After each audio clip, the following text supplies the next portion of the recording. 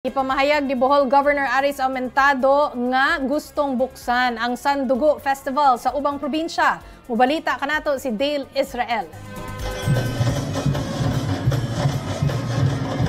Gusto buksan ni Bohol Governor Aris Aumentado ang Sandugo Festival ngadto sa ubang probinsya sunod tuig. Kini ang ipamahayag sa gobernador kaniadtong Domingo sa pagpahigayon sa tinuig nga kasaulugan sa Bohol. Sa 2026, ang Sandugo Festival pwede na apilan sa mga contingent sa ubang probinsya tungod kay maghimo na kini og open category. Padak-an pud ni Aumentado ang premyo sa mga moapil gikan sa ubang lugar sa Pilipinas gawas sa Bohol. Dako ang amo expectation, no? Kay once we open ni sa lain probinsya, it means we're inviting not only other provinces but more tourists to come, local tourists na would join sa atong gihimong activity. And I know na ang mga Pinoy, ang labi ng mga Bisaya, hilig kayo na mga festival. So this is another kind of festival na atong pabuton pohon.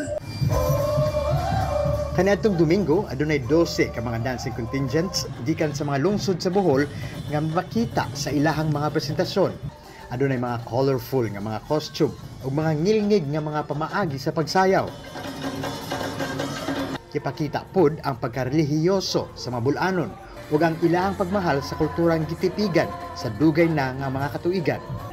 Sayo pa lang sa hapon nga nag-atang na ang mga libuan ka mga Boholano ug mga bisita niini sa street dancing competition sa Carlos P. Garcia Avenue. Pagsugod sa kompetisyon, namakpak, nanyagit ug midayeg-dayon ang mga nitan-aw sa kadalanan.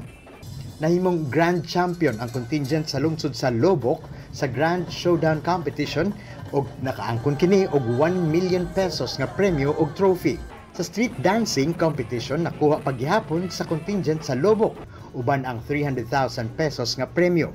Matud sa gobernador, dako ang iyang ekspektasyon sa sunod tuig nga malapawan pa ang kanindot sa Sandugo karong tuiga.